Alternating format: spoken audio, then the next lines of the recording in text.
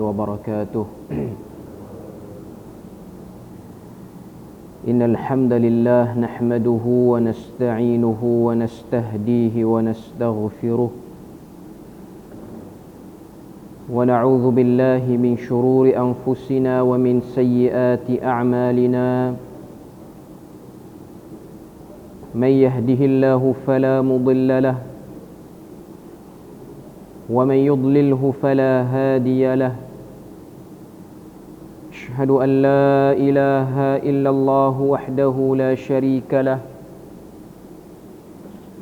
وأشهد أن محمدا عبده ورسوله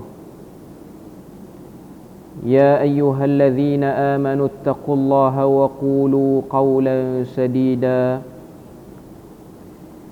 يصلح لكم أعمالكم ويغفر لكم ذنوبكم ومن يطع الله ورسوله فقد فاز فوزا عظيما الحمد لله الذي بنعمته تتم الصالحات ربنا آتنا من لدنك رحمة وهيئ لنا من أمرنا رشدا اللهم آت نفسي تقواها وزكيها وأنت خير من زكاها أنت وليها ومولاها. Alhamdulillah, syukur pada Allah Azza wa Jalla kerana dengan rahmat dan juga limpah kurnia yang Allah Subhanahu wa Ta'ala berikan, dapat kita sama-sama berada dan berkumpul dalam majlis ilmu yang mulia pada malam ni. Dan insya-Allah sambungan perbahasan kita daripada kitab Sirah Nabawiyah Durusun wa Ibar, Sirah Nabawiyah Pengajaran dan Pedoman. Sebelum ni kita bahas bahagian kedua, iaitu permulaan wahyu sehinggalah hijrah Nabi sallallahu alaihi wasallam, hijrah para sahabat radhiyallahu anhum ke Habsyah. Jadi penulis rahimahullahu ta'ala diletakkan kepada kita ada 12 poin ataupun 12 perkara penting dalam fasa kedua ataupun bahagian kedua ni. Jadi malam ni kita akan bahas pengajaran dan pedoman ataupun ad-durus wal izat daripada 12 perkara yang dah disebutkan oleh penulis rahimahullahu ta'ala berkaitan perjalanan sirah Nabi bahagian kedua ni, bermula pada terima wahyu di Gua Hira di Jabal Nur, iaitu wahyu 5 ayat daripada surah Al-Alaq, sampailah kepada Nabi menghantar beberapa orang sahabat untuk berhijrah ke Habsyah, yang mana kumpulan hijrah itu diketuai oleh Ja'far bin Abi Talib radhiyallahu anhu, seramai 83 orang dan 11 orang daripada kalangan wanita. Jadi hari ini kita akan bahas pengajaran dia. Yang pertama, kata penulis rahimahullahu ta'ala, disebut sini, apabila Allah ingin mendorong seseorang hamba berdakwah kepada kebaikan dan pengislahan, dia akan mencampakkan ke dalam hatinya rasa benci kepada kesesatan dan kerosakan yang dilakukan oleh masyarakatnya. Pertama sekali, Dr. Mustafa As-Sibai dia sebut sini, setiap jiwa ataupun setiap diri seorang pendakwah ini, antara titik permulaan yang menyebabkan mereka ni bermula untuk melakukan dakwah ataupun islah. Islah ni maksudnya reformasi ataupun kita baiki balik keadaan yang sudah menyeleweng. Pertama sekali yang akan timbul dalam jiwa, dalam hati seorang pendakwah dan juga hati seorang Nabi dan Rasul ni, ialah rasa tak selesa dengan keadaan sekeliling, daripada amalan-amalan yang tak ketahuan dan tak jelas daripada mana asalnya. Macam diri Nabi yang dah kita bahas sebelum ni, bila mana Nabi ni nak hampir kepada usia 40 tahun, sekitar usia Nabi 37, 38 dan 39, 3 tahun terakhir ni, Nabi rasa sangat tak selesa dengan amalan harian, rutin harian masyarakat Arab jahiliah pada waktu tu.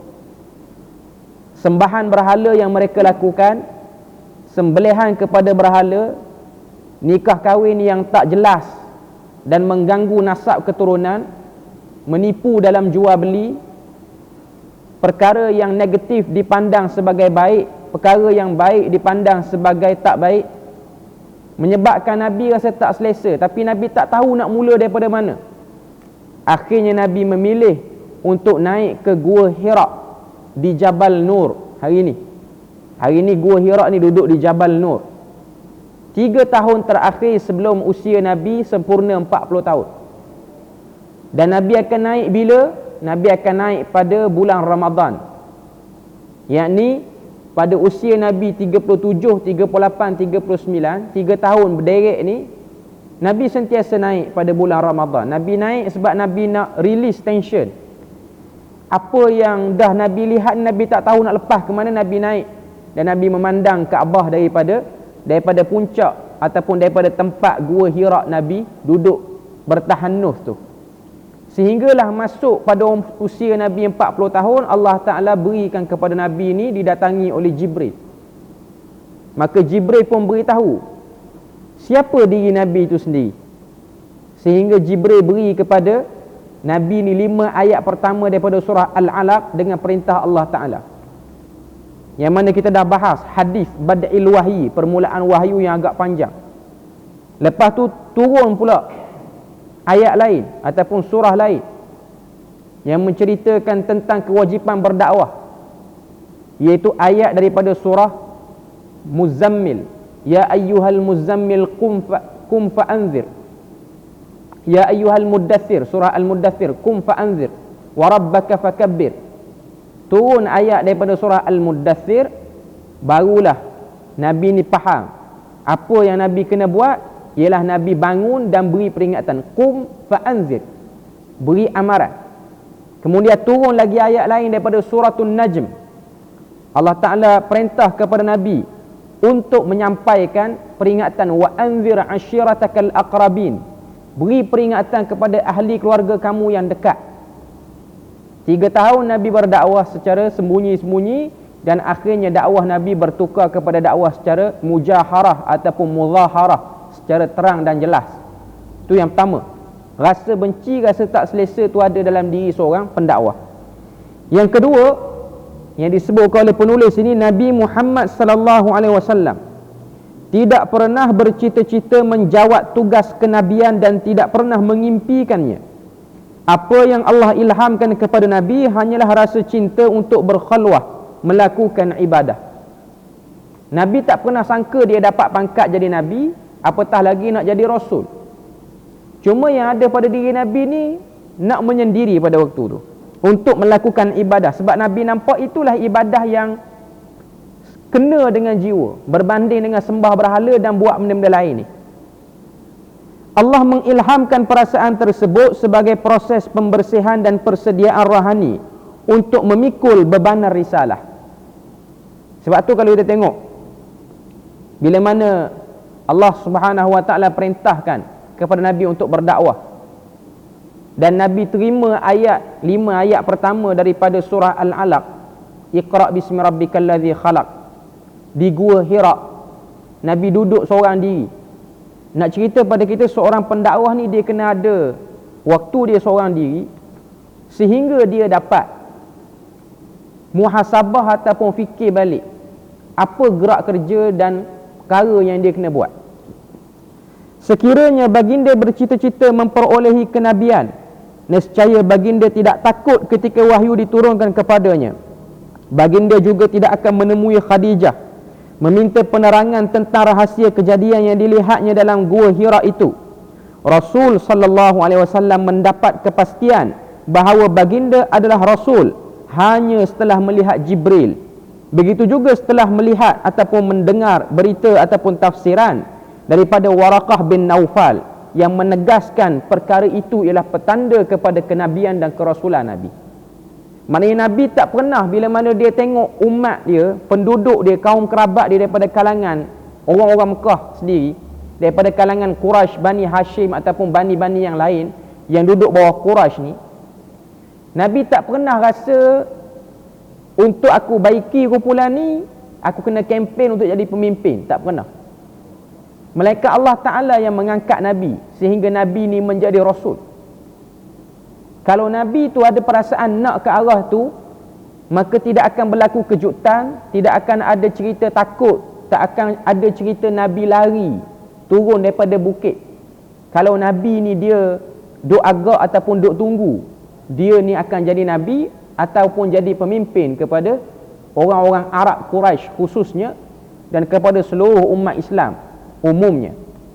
Nak sebut pada kita, jiwa tu tidak ada, melainkan Allah Ta'ala lah yang memilihnya. Sebab tu ada hadis yang diriwayatkan oleh Imam Ahmad, innallaha yanzuru ila ahlil ard, Allah Ta'ala melihat kepada semua penduduk bumi, mana yang dia nak ambil untuk jadi pengislah ataupun tokoh pembaharuan.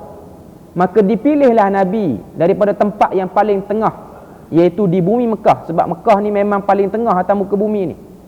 Dan dipilih daripada penduduk kawasan tu kumpulan yang paling terbaik, iaitu Quraisy. Dan daripada Quraisy tu dipilih Bani Hashim. Maknanya Nabi pun tak sangka, Bani Hashim pun tak sangka, Quraisy pun tak sangka akan keluar daripada keturunan mereka seorang Nabi akhir zaman. Yang duk sangka pada waktu tu siapa? Yahudi yang duk menyangka-nyangka. Kalau Nabi akhir zaman ni datang daripada kalangan kami, iaitu Yahudi. Sebab tu Yahudi cepat-cepat pindah daripada Mesir, daripada kawasan yang kalau kita baca dalam Quran, mereka keluar daripada Mesir, duduk di Palestin. Lepas tu sanggup berhijrah daripada Palestin tu pergi ke Hijaz. Yang mana Hijaz ni taklah sesubur, seindah bumi Palestin ataupun kawasan yang diorang pernah duduk dulu. Tapi atas nama nak dapat peluang untuk keluarlah Nabi akhir zaman pada kumpulan mereka, tapi tak dapat. Sebab tu kalau kita tengok dalam sirah, bila mana orang-orang Mekah daripada kalangan yang lawan Nabi ni, mereka pergi jumpa Huyai bin Akhtab. Huyai bin Akhtab ni siapa? Ketua Yahudi yang berada di Khaybar, di Madinah. Huyai bin Akhtab ni pak mentua Nabi lah, tapi waktu tu belum jadi pak mentua lagi. Sebab apa? Sebab Nabi kahwin dengan anak dia, Safiyah binti Huyai, pada tahun ke-7 Hijrah, waktu perang Khaybar. Cuma Huyai bin Akhtab ni dia dibunuh lah waktu perang tu. Bila mana Huyai bin Akhtab didatangi oleh orang-orang Mekah, dan orang Mekah tanya, minta sedikit panduan. Sebab waktu tu Nabi pun dah cakap dakwah ni secara terang-terangan. Bawalah tanda-tanda yang ada pada Nabi ni, pergi jumpa orang Yahudi. Sebab dalam kepala orang Mekah, orang kafir Quraisy pada waktu tu, yang mereka nampak yang paling intelektual, paling cerdik ni ialah Yahudi. Kita pergi tanya Yahudi. Tanya Yahudi, orang Yahudi pun tengok dalam kitab mereka tanda-tanda yang disebutkan oleh orang Mekah tentang diri seorang lelaki yang mengaku dia jadi Nabi dan Rasul ni, sama macam yang ada dalam Taurat ataupun Injil simpanan mereka. Huyai bin Akhtab mengiyakan. Dia kata betul lah itu Nabi akhir zaman, tapi dalam keadaan muka yang kecewa, sebab berharap dulu Nabi akhir zaman ni keturunan Yahudi, tapi tak, rupa-rupanya keturunan lain. Akhirnya mereka buat apa? Mereka lawan pula Nabi. Jadi Nabi tak sangka dia jadi Nabi, Quraisy pun tak sangka keturunan mereka dipilih, Bani Hashim tak sangka, Arab lagi tak sangka. Yang duk sangka pada waktu tu ialah Yahudi. Bahkan Yahudi ni dah beria-ria, khususnya ketika mana mereka ada problem lawan Aus dan Khazraj di Madinah. Masa tu belum nama Madinah, masa tu nama Yathrib.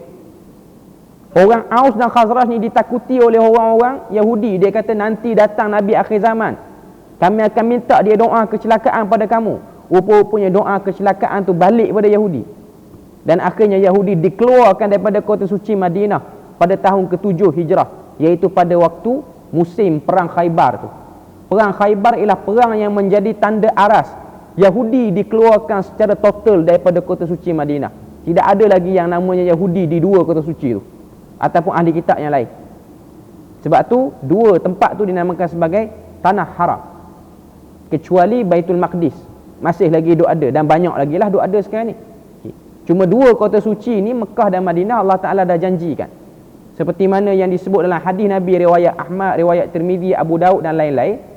Nabi kata orang yang berniat jahat kepada dua kota suci ni tidak akan dapat dia realisasikan niat jahat dia tu, melainkan Allah Ta'ala akan hancurkan. Seperti mana larutnya garam ketika mana duduk dalam air. Nak beritahu pada kita cubaan-cubaan nak hancurkan dua kota suci ni tak akan mampu. Kebalnya dua kota ni dengan pemeliharaan Allah Ta'ala, sehingga fitnah yang paling dahsyat iaitu Dajjal pun tak dapat masuk, melainkan gegaran sahaja. Jadi itu tanda aras. 7 hijrah ni tanda aras Yahudi keluar. Yahudi yang sakan sangat duk cerita pada Aus dan Khazraj, lepas ni kalau Nabi datang, kita akan guna Nabi tu untuk doakan kamu. Rupa-rupanya Aus dan Khazraj yang bersama dengan Nabi, yang kita panggil sebagai golongan Ansar hari ini. Itulah Aus dan Khazraj dulu, yang mereka ni ada problem dengan Yahudi di Yathrib ataupun di Madinah. Jadi pada waktu tu Nabi tak pernah beria-ria. Yang beria-ria ni ialah Yahudi saja. Nabi tahu Nabi tu Nabi selepas jumpa Waraqah bin Naufal. Waraqah bin Naufal ni dalam riwayat sebut dia keturunan Arab, tapi dia antara orang yang pun tak setuju dengan penyembahan berhala. Akhirnya dia ambil keputusan keluar daripada Mekah, cari agama yang lebih betul. Dengan usaha, dengan kadar yang dia ada, dia nampak dia jumpa agama paling betul pada waktu tu ialah Kristian, Nasrani. Dan dia termasuk daripada ahli kitab yang tak menyeleweng. Sebab tu bila mana dia dengar daripada Nabi penerangan, Nabi jumpa sekian, Nabi dapat sekian, dia terus beri tafsiran. Dia kata yang kamu lihat itu ialah namus yang pernah dilihat oleh Musa dan Nabi-Nabi yang lain. Lalu kata Waraqah, tidak ada orang yang jumpa namus dan dapat ayat-ayat daripada namus. Namus tu Jibril. Melainkan mereka akan dihalau oleh kaumnya, dibenci oleh kaumnya. Maknanya kamu akan jadi rasul. Nabi pun tanya, amukhrijiyahum, adakah aku akan dikeluarkan kerana aku menyampaikan benda ni? Jawab Waraqah, tidak ada yang akan berjaya dan tidak ada yang akan diterima ataupun disenangi oleh kaumnya, melainkan kaumnya akan hambat dia keluar. Itu yang kedua yang disebutkan oleh Mustafa As-Sibai dalam Durus Wa'izat ataupun pedoman dan pengajaran. Yang ketiga dia sebut sini, jika dakwah islah merupakan satu perkara yang janggal kepada kepercayaan dan mentaliti kebanyakan orang ramai, pendakwah tidak perlu menyampaikannya secara lantang. Dia perlu menangguh langkah dakwah secara terang-terangan, sehinggalah sebilangan manusia telah mengimani dakwah tersebut dan sanggup berkorban apa saja, mahal maupun murah, demi jalan dakwah.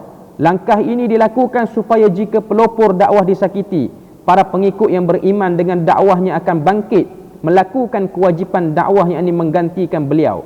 Dengan itu kesinambungan dakwah akan terjamin. Poin ketiga kata Dr. Mustafa As-Sibai rahimahullah, sebab apa Nabi dia buat dakwah selama 3 tahun yang awal ni secara sembunyi-sembunyi? Tujuan dia ialah takwiyah, kumpul kekuatan. Takwiyah tu maksudnya kumpul kekuatan. Kumpul kekuatan untuk apa? Kumpul kekuatan untuk buat pasak yang paling teguh, iaitu pengikut yang tegar. Kita sebut istilah dia, yang mana pengikut ni sekiranya berlaku apa-apa kepada ketuanya, mereka bertanggungjawab untuk menyampaikan ataupun menyambung kesinambungan dakwah ni. Jadi ini generation ataupun generasi pertama ni yang dibina oleh Nabi ni ialah generasi yang ada perasaan sama macam Nabi, iaitu rasa macam ada something pada agama yang diamalkan oleh musyrikin Quraisy ni. Sebab tu kau tengok kumpulan yang terima dakwah Nabi ni siapa? Yang tak sembah berhala dan juga yang ditindas, dizalimi. Yang tak sembah berhala siapa? Abu Bakar, Ali, Uthman, Abdurrahman bin Auf, ni antara orang-orang yang awal. Cuma Abdurrahman bin Auf ni dia terima dakwah Nabi ni agak special sikit. Mengikut sebahagian sirah disebutkan, Abdurrahman bin Auf waktu Nabi mula start menyampaikan dakwah, dia ni antara orang-orang awal lah yang terima dakwah Nabi. Dia tidak berada di Mekah, dia berada tempat lain. Dia berada di Syam ataupun dia berada di kawasan Rom, jajahan Rom lah, maknanya Palestin ataupun ujung-ujung. Sebab dia ni orang bisnes, orang yang banyak keluar. Dia jumpa satu orang pendeta di kawasan yang dia pergi tu, kawasan Rom. Pendeta tu kata, inni araka nurun, aku melihat pada diri kamu ni ada cahaya, yang mana cahaya ni akan menyerlah bila mana kamu balik ke negeri kamu dan kamu ikut satu orang lelaki ni, iaitu Nabi Muhammad sallallahu alaihi wasallam. Dan sebahagian riwayat kata pendeta yang ditemui oleh Abdurrahman bin Auf itu ialah kawan kepada Waraqah bin Naufal yang tafsirkan apa yang Nabi jumpa tu. Dia kawan-kawan Waraqah bin Naufal ni, sebahagian kitab sebut ada 10 ataupun 20 orang yang berpecah. Sebab mereka tak setuju dengan sembah berhala tu.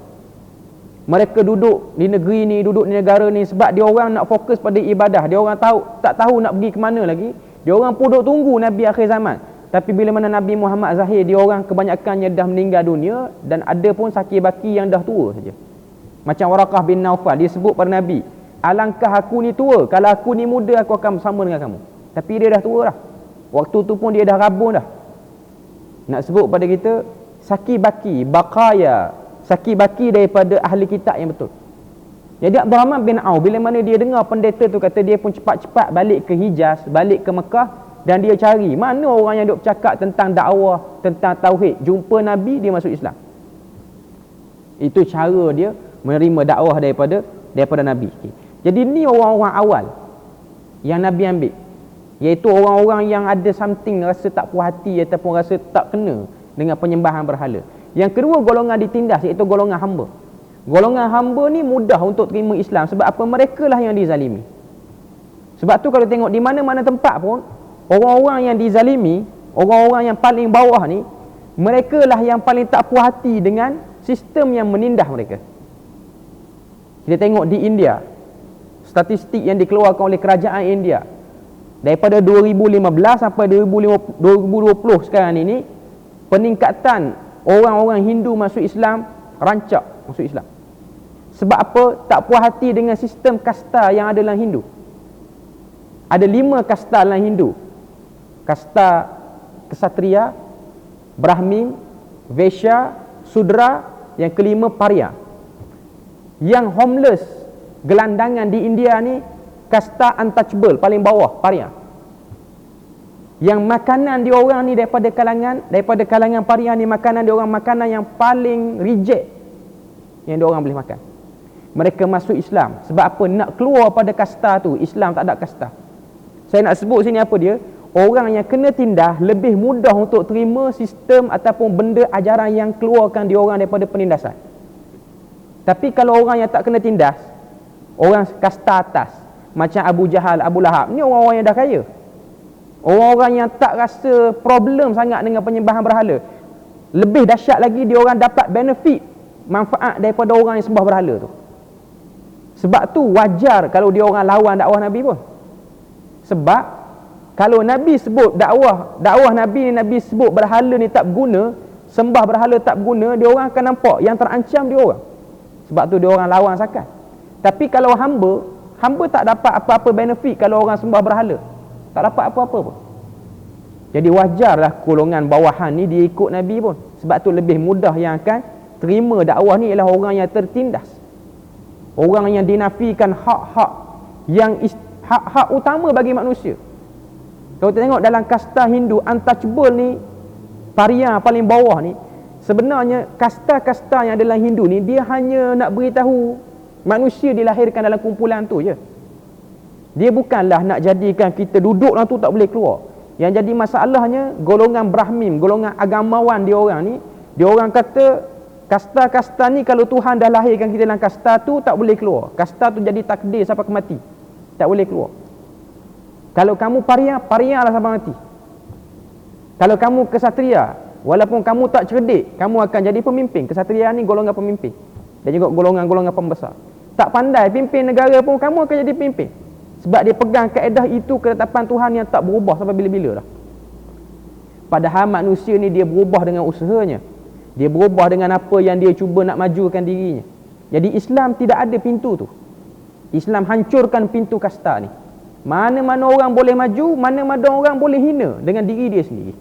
Bukan kerana orang lain. Jadi golongan yang tertindas, mereka yang awal masuk Islam. Yang keempat yang disebut sini, Rasulullah sallallahu alaihi wasallam telah mengejutkan Arab dengan perkara yang asing bagi mereka. Oleh itu mereka menyanggah keras dakwah Nabi. Cita-cita mereka hanya untuk menghapuskan baginda dan para sahabat. Penentangan ini merupakan jawapan dalam bentuk sejarah terhadap dakwaan pejuang perkauman. Mereka mendakwa Nabi dan risalah baginda mewakili cita-cita dan aspirasi Arab ketika itu. Ini adalah dakwaan yang melucukan. Ia ditolak oleh fakta-fakta sejarah yang diperakui, sebagaimana yang kita dapati. Sebab yang mendorong mereka membuat dakwaan sebegini hanyalah berpunca daripada sikap ekstrim dan dalam mendukung seruan perkauman. Dalam poin yang keempat ni, penulis hafizahullah rahimahullahu ta'ala, dia nak sebut pada kita apa? Sebahagian orang yang lawan Nabi ni, antara isu yang dia orang mainkan untuk orang ni lawan juga Nabi, orang lain yang tak tahu apa lawan Nabi, dia kata Muhammad ni dia akan buat problem pada bangsa Arab. Dia akan kucak-kacirkan bangsa Arab. Dakwah dia ni ialah dakwah nak menyamaratakan kita dengan bangsa-bangsa lain. Sebab pada waktu tu antara benda yang boleh dimanfaatkan di kalangan pembesar ataupun orang-orang yang lawan Nabi daripada kalangan pembesar ni ialah isu perkauman. Abu Jahal, Abu Lahab, Abu Sufyan, isu yang dia orang mainkan, Muhammad ni kalau kita dengar dakwah dia, kita arak problem, kita jadi bangsa hina, rendah. Sedangkan Nabi bukan nak merendahkan bangsa Arab, tapi Nabi nak memuliakan bangsa Arab dengan lebih lagi, iaitu buanglah isu perkauman tu. Jadi orang bila mana sebut perkauman, dan bangsa Arab ni ialah satu bangsa yang kuat dengan asabiahnya, perasaan kebangsaan dia tu kuat.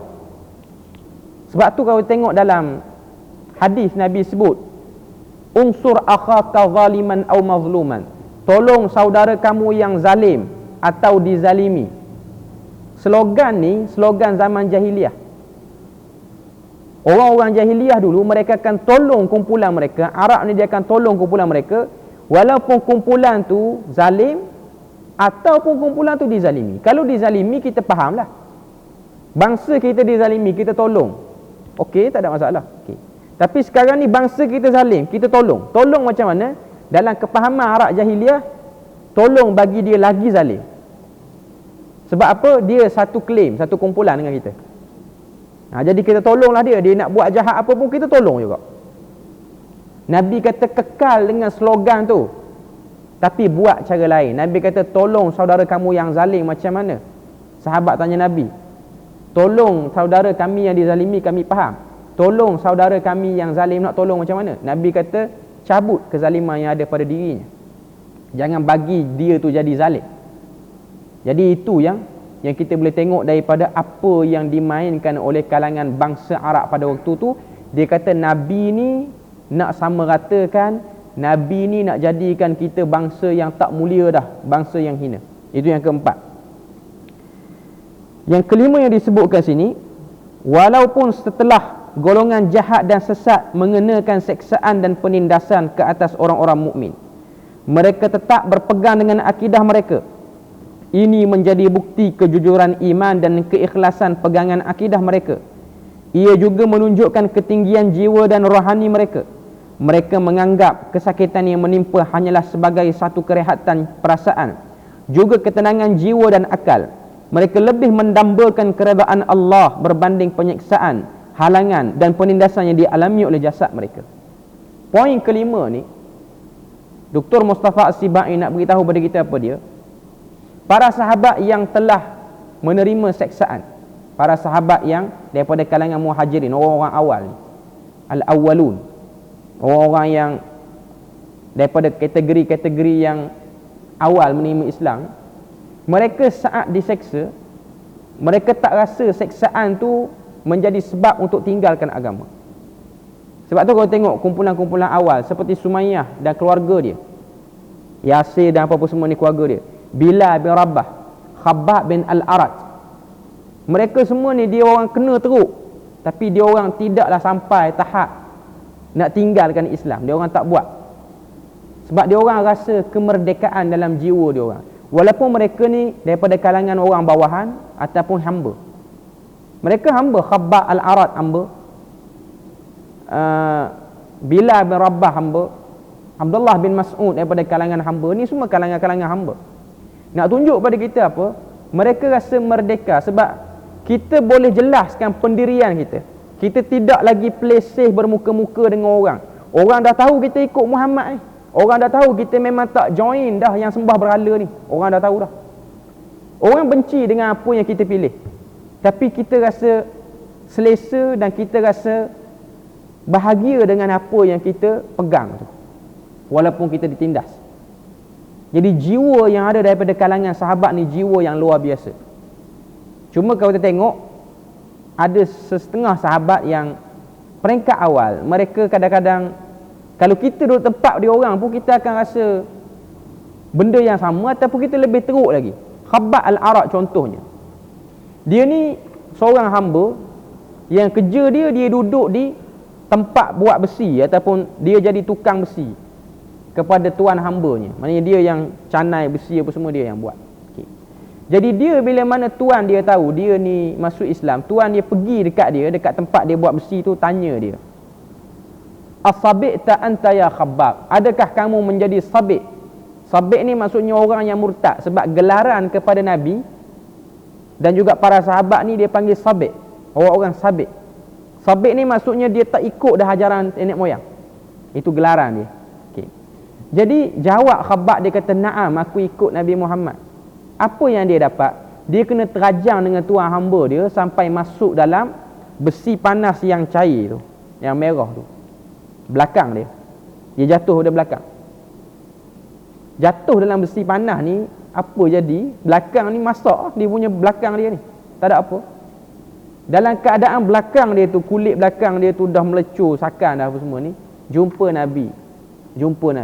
"Ya Rasulullah, wahai Rasulullah, bila lagi nak turun pertolongan Tuhan ni? Aku dah kena teruk." Kalau kita duduk tempat Khabbab pun, kita mungkin akan jadi macam Khabbab ataupun kita lagi teruk lah kan?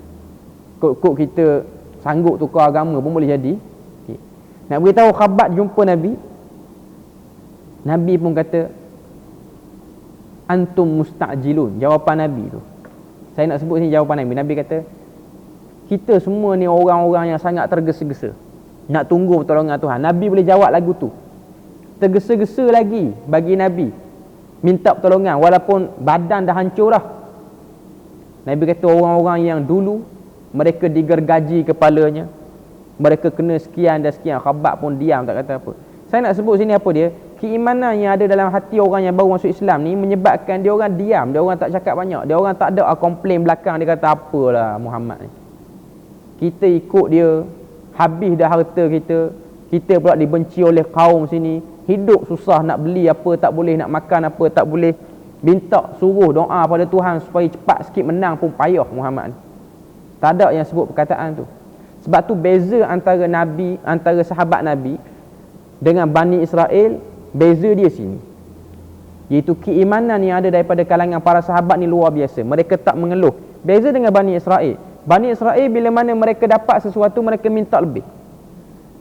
Mereka dah diselamatkan, kita baca Quran, dah diselamatkan oleh Allah Ta'ala daripada dikejar oleh Fir'aun. Mereka nampak kehebatan mukjizat Nabi Musa tu boleh belah laut, nampak dengan mata kepala. Mereka lalu di tengah lautan tu dengan rasa ataupun dengan cara yang biasa. Sampai seberang dah tengok dah Fir'aun tu mati lemas, dah tengok dah dengan mata kepala. Sampai di kawasan yang selamat, duduk di tebing tu, minta dengan Nabi Musa macam-macam, minta makanan turun pada langit. Allah Ta'ala beri pada Bani Israel ni al-manna was-salwa. Apa maksud al-manna was-salwa? Al-manna ni maksudnya satu kuah yang dah dimasak turun pada langit. Lepas tu salwa ni burung yang menjadi, orang kata apa, lauk lain kepada kuah yang dimasak tu. Maknanya burung tu cicah dengan lauk tu lah. Sebahagian riwayat sebut. Okay. Turun dari langit. Peringkat awal mereka terkejut dengan sebab benda tu hari-hari duk tengok, dia tak rasa pelik dah. Hari-hari makanan pada langit ni. Lama mana Allah Ta'ala tanggung Bani Israel ni? 40 tahun dengan cara tu. Lama dah boleh ni, duk dapat ni, dia jadi naik lemak. Dia boleh minta pada Nabi Musa, "Wahai Musa, minta pada Tuhan makan lain pula." Bosan makan al-manna was-salwa. Mana perangai tak puas hati, perangai rasa macam lenggang sikit ada. Beza dengan para sahabat. Para sahabat mereka tak minta, "Ya Rasulullah, kami dah kena boikot 3 tahun ni, mintalah kod makanan pada langit turun." Tak pernah sahabat minta. Itu beza sahabat dengan Bani Israel itu sendiri. Itu yang kelima yang disebut sini. Yang keenam, sabda Rasulullah sallallahu alaihi wasallam kepada bapa saudara baginda, yakni Abu Talib, dan keengganan baginda menerima tawaran harta dan tahta yang ditawarkan oleh Quraisy menjadi bukti kebenaran dakwaan kerasulan baginda. Ia juga menjadi bukti kesungguhan baginda membawa petunjuk kepada manusia. Demikian juga seorang pendakwah sepatutnya tekad meneruskan dakwahnya kepada dakwahnya walau bagaimana golongan batil berhimpun menentangnya. Dia perlu mengalih pandangannya daripada godaan mereka yang menawarkan kemegahan dan pangkat. Poin ke-6, kata Dr. Mustafa As-Sibai, kalau kita baca sirah Nabi, kita akan tengok Nabi bila mana dia berdakwah secara terang-terangan ni, apa yang berlaku pada Nabi? Nabi ditentang dalam bentuk lisan. Maknanya Nabi ni, orang lawan dia, Nabi bercakap sepatah, orang lawan dia 10 patah. Jadi pada waktu tu orang duk lawan Nabi, mereka jadi letih lawan Nabi. Akhirnya jumpa pak saudara Nabi, Abu Talib. Sebab Abu Talib ni lah orang yang paling rapat dengan Nabi, yang boleh consider sikit, yang boleh beri ataupun berbincang, bercakap. Orang lain tak boleh, dia tak boleh bercakap dengan Nabi. Dia bercakap dengan Nabi, dia jadi geram, dia nak pukul Nabi apa semua. Jadi carilah orang yang paling boleh consider dengan Nabi. Jadi Quraisy pada waktu tu dia beritahu pada Abu Talib, dia kata, beritahulah pada anak saudara kamu ni, kami dah letih dah lawan lisan ni. Lawan pun dia duk baca juga ayat Quran. Kami buat macam-macam. Quran sendiri sebut macam mana orang Quraisy ni dia punya usaha nak suruh orang jangan dengar Nabi, sehingga Quran kata antara dialog mereka bila mana Nabi ni masuk ke pasar, masuk ke kawasan Masjidil Haram, ajak orang dengar Quran. Quran kata la tasma'u li hadzal Quran walghaw fihi. Janganlah kamu semua duk dengar Quran ni dan buatlah lara. Buat lara ni maksudnya bila mana Nabi bercakap, Nabi baca Quran, mereka buat bising, tinggi suara. Nak bagi Nabi geram, mereka duduk dalam majlis Nabi, mereka bawa guni tutup kepala, sumbat pula telinga dengan kapas. Tujuan nak bagi Nabi geram, Nabi stop dakwah. Tapi tak jadi, benda tu tak jadi. Nabi berdakwah macam biasa. Kental lah jiwa Nabi ni. Sehingga orang yang duk buat lagu tu dia jadi letih, tak tawakal nak buat apa. Jumpa pak saudara Nabi, beritahu, wahai Abu Talib, cakaplah dengan anak saudara kamu ni, dia nak apa sebenarnya? Kami cuma nak dia stop dakwah. Kalau dia nak stop dakwah dengan syarat kami beri dia jawatan pemimpin, beri dia harta sekian, kami sanggup beri. Yang penting jangan duk cela lagi berhala ni. Itu yang diminta. Maka kata Abu Talib, jumpa Nabi, beritahu sekian. Apa Nabi jawab dalam kata-kata yang terkenal, wallahi ya am law wada'u asy-syams fi yamini wal qamaru fi yasari. Demi Allah wahai pak saudara aku, kalau diletakkan di tangan kanan aku matahari dan di tangan kiri aku bulan, ala an atruka hadzal amr hatta yadhharahu Allah aw ahlaka dunahu ma taraktahu. Tujuan dia letak benda-benda tu nak suruh aku berhenti pada dakwah ni, aku tak akan berhenti. Aku akan bercakap sehingga Allah Ta'ala menzahirkan siapa menang, siapa celaka. Aku tak akan tinggalkan benda ni. Jadi nak sebut pada kita bahawasanya Nabi sallallahu alaihi wasallam tu sendiri cekal untuk menyampaikan benda ni. Dan Nabi juga bukan buat benda ni kerana Nabi nak imbalan, balasan daripada dunia tu. Yang ketujuh yang disebut sini, pendakwah mestilah berada bersama-sama para penyokongnya untuk tempoh tertentu pada setiap hari atau setiap minggu. Ia bertujuan untuk mempertingkatkan keimanan mereka terhadap dakwah, mengajar mereka tentang jalan, cara dan adab dakwah. Dia wajib menjadikan perhimpunan mereka rahsia apabila bimbang keselamatan diri dan jamaahnya terancam ekoran perhimpunan terang-terangan. Langkah ini agar golongan batil tidak berkompromi menghapuskan mereka atau meningkatkan penyiksaan dan penindasan ke atas mereka. Untuk golongan yang awal baru masuk Islam ni, seorang pendakwah kena selalu bersama dengan mereka. Tak boleh seminggu sekali ataupun sebulan sekali, tak boleh. Jadi Nabi bila mana Nabi duduk di Mekah ni, hari-hari Nabi bersama dengan sahabat yang baru masuk Islam, hari-hari. Beza dengan Nabi duduk di Madinah. Nabi duduk di Madinah, orang Islam dah ramai. Sebahagian sahabat mari jumpa Nabi, ya Rasulullah, tuzakkiruna, beri peringatan pada kami, kalau boleh beri tiap-tiap hari. Nabi kata, inni akhafu alaikumus sa'amah, aku takut kamu semua ni bosan bila mana aku bercakap tiap-tiap hari. Tapi untuk golongan Mekah, Nabi bercakap tiap-tiap hari. Sebab mereka ni perlu kepada pertemuan dan percakapan. Mereka kena tindas. Mereka perlu orang beri semangat kepada mereka. Sebab tu orang-orang yang baru masuk Islam, ataupun perkampungan yang jauh, tak ada orang pendakwah situ, tidak ada orang mengajar agama situ, antara benda yang salah seorang pendakwah tu, dia pergi seminggu, lepas tu dia tinggalkan 2 minggu, kawan tu. Sebab tu kawasan-kawasan pendalaman, pendakwah ni dia tak boleh pergi jarang-jarang. Kalau dia pergi jarang-jarang, dia tak boleh cerita benda yang berat-berat. Sebab kemusykilan yang ada dalam kepala orang pendalaman ni, dia tak akan boleh jawab. Kita jenis dakwah seminggu sekali atau sebulan sekali masuk kampung tu. Masuk kampung cerita benda khilaf yang banyak cabang, sehingga kawan tu jadi pening. Dia orang nak dapat jawapan balik kena tunggu sebulan lagi. Tak boleh. Bolehlah nak berdakwah tu, tapi jangan duk cerita benda-benda yang pelik. Melainkan kita kena train satu orang pendakwah daripada kawasan dia untuk duduk dengan kumpulan dia dan bercakap tiap-tiap hari. Ini bagi orang pendalaman lah. Bagi orang bandar ni tak apalah, yang dah ramai Islam, yang dah banyak pendakwah ni apa semua. Cuma untuk kawasan-kawasan pendalaman ni, okay. Jadi Nabi ni sentiasa berada dekat dengan mereka. Tujuan dia apa? Tujuan nak beri semangat kepada para pengikut yang awal ni untuk terus bersama dan tidak lemah menghadapi dogaan ataupun seksaan yang bakal dihadapi. Yang ke-8, seorang pendakwah mestilah mengambil berat tentang kaum kerabatnya. Dia perlu menyampaikan dakwah islah kepada mereka. Namun sekiranya mereka menolak, dia akan mempunyai alasan di hadapan Allah dan manusia terhadap kerosakan dan kesesatan kaum kerabatnya itu. Poin ke-8, dia kata sini seorang pendakwah mesti mendahulukan dakwah kepada ahli keluarga.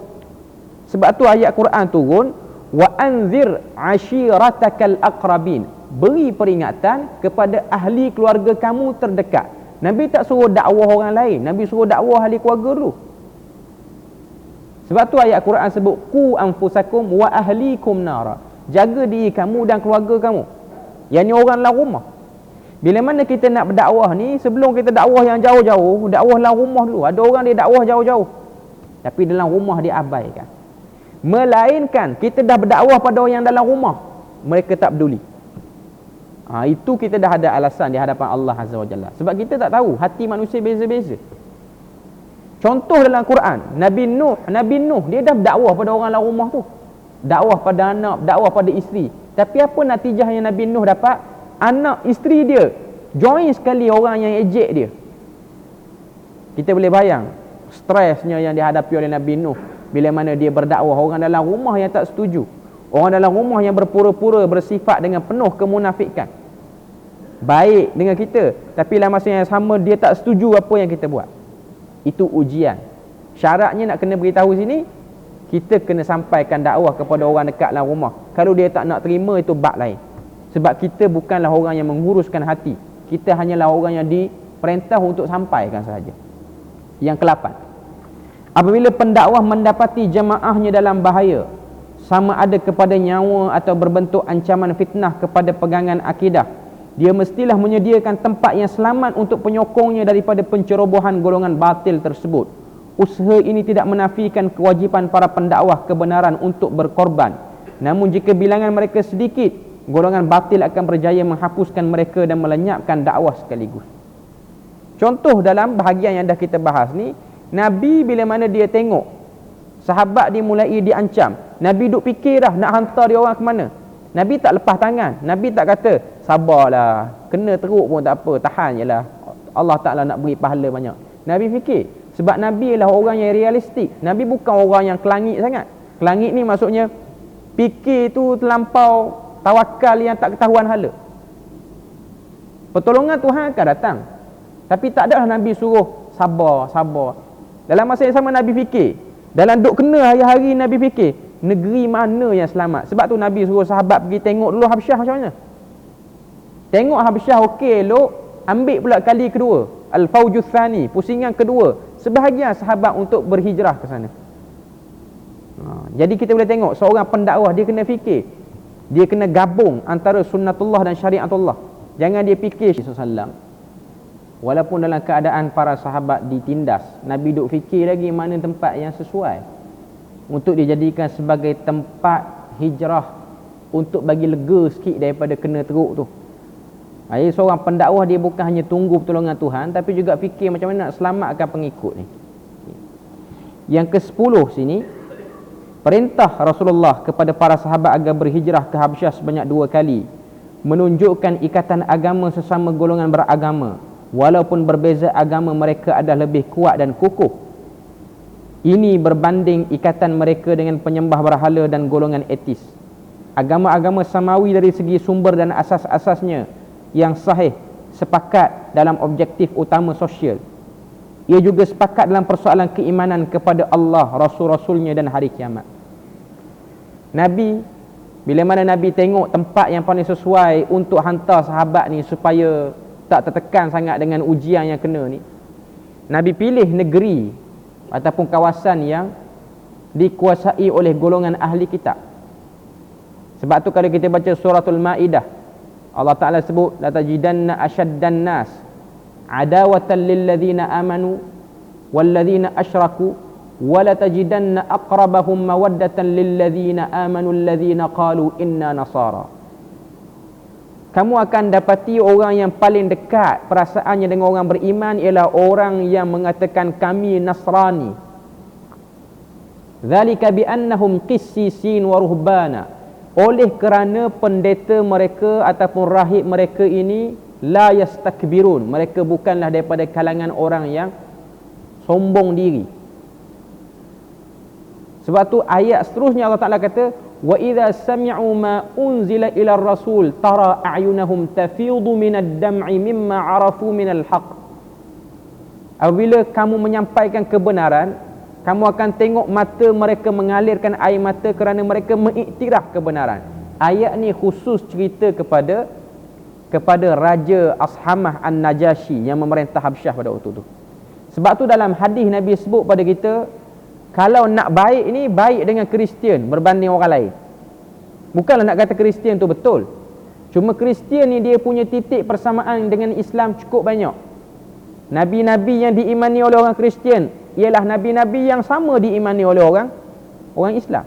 Cuma mereka menyeleweng ataupun lari sikit dengan sebab mereka mengiktiraf ketuhanan Nabi Isa alaihissalam. Siapa yang buat tu? Saint Paul, kalau kita baca sejarahnya lah. Saint Paul ni orang Yahudi, mengaku masuk Kristian, lepas tu kucak-kacirkan agama Kristian. Tapi kita bukan nak cerita yang tu malam ni. Nak beritahu agama Kristian asalnya. Sebab tu bila mana Ja'far baca ayat 1 sampai ayat 19 surah Maryam, Ashamah An-Najashi diam dan dia menangis sebab dia tahu poin Islam dan juga poin yang dibawa oleh Kristian sama pada waktu tu. Ini daripada kalangan ahli kitab yang betul. Sebab tu ada seorang sahabat dia tanya Nabi, "Ya Rasulullah, aku nak berkawan dengan Kristian, aku nak berkawan dengan Yahudi. Macam mana aku nak berkawan dengan dia?" Ini hadis ni riwayat An-Nasa'i. Nabi kata, kamu berkawan dengan orang Yahudi, berkawanlah. Tapi jangan kamu sampai kepada nak tidur rumah dia. Nak makan apa yang makanan dia buat, makan. Tapi jangan tidur. Sebab sejarah Yahudi ni dia suka tikam belakang. Dia suka tikam belakang. Sebab tu dia masuk dalam Islam, dia create Syiah. Dia masuk dalam Kristian, dia buat penyembahan berhala dan dakwa ketuhanan Isa. Dia suka buat kacau. Dan mereka juga bersekongkol dengan musuh-musuh Islam untuk hancurkan Islam. Ketika mana perang Ahzab, Yahudi, Bani Qainuqa, Bani Nadir, mereka berpaling tadah, beri maklumat kepada musyrikin Mekah. Sebab tu Nabi ancam lepas pada selesai perang Ahzab tu. Sebab dia orang suka tikam belakang. Nabi kata nak makan Yahudi, makan. Dia orang ni memang bersih pun. Sebab tu kalau tengok Yahudi yang di Palestin hari ni, mereka antara bangsa yang cukup jaga dalam bab penyembelihan ni. Cuma untuk tidur tak boleh. Itu berdasarkan hadis Nabi. Tapi kalau Kristian, Nabi kata kamu nak berkawan dengan dia sangat rapat sehingga nak tidur rumah dia pun tak apa. Tapi untuk makan hati-hati. Sebab Kristian ni dia cacah merbah sikit makanan dia. Dia makannya ikut dah. Yahudi dia jaga makanan. Tapi nak buat baik sampai kita nak beri amanah barang kita pada dia, kita tak boleh. Nak cerita apa rahsia kita tak boleh. Kristian mungkin boleh, tapi nak makan sekali tak boleh. Sebab tu kalau kita tengok itu menjadi prinsip lah di kalangan para sahabat. Sebab tu bila mana berlaku perang antara Parsi dengan Rom, Nabi menyebelahi Rom sebab Rom ni Kristian, Parsi ni sembah berhala, sembah api. Jadi nak tengok situ macam mana Nabi melihat mana kumpulan yang lebih kurang mafsadahnya ataupun keburukannya. Poin terakhir kita habiskan dengan poin ni. Golongan batil tidak mudah menyerah kalah kepada pendokong kebenaran. Setiap kali usaha pembasmian dakwah yang digunakan gagal mencapai objektifnya, mereka akan mencipta cara dan medium yang lain. Demikianlah penentangan ini akan berterusan sehinggalah kebenaran benar-benar mencapai kemenangan. Maknanya nak beritahu kepada kita, orang-orang kafir, musuh Islam, orang-orang yang jahat ni, mereka banyak idea. Allah Ta'ala jadikan bagi mereka ni banyak tipu daya. Dan kita jangan rasa selesa bila mana mereka tak buat apa-apa pada kita. Rupa-rupanya mereka sedang merancang sesuatu kepada kita. Cuma kita kena berusaha lah supaya kita tidak terkena tipu dayanya, dan kita pun minta pada Allah Ta'ala supaya kita selamat daripada fitnah mereka. Jadi alhamdulillah selesai kita punya perbahasan pengajaran dan pedoman untuk fasa yang kedua, bahagian kedua ni. InsyaAllah seterusnya kita akan masuk sejarah-sejarah ataupun sirah-sirah berkaitan pada bahagian ketiga ni, iaitu selepas hijrah Habsyah sampai hijrah ke Madinah. Jadi setakat itu saja perkongsian kita pada malam ni. Subhanakallahumma wa bihamdik, asyhadu an la ilaha illa anta wa astaghfiruka wa atubu ilaik. Wassalamualaikum warahmatullahi wabarakatuh.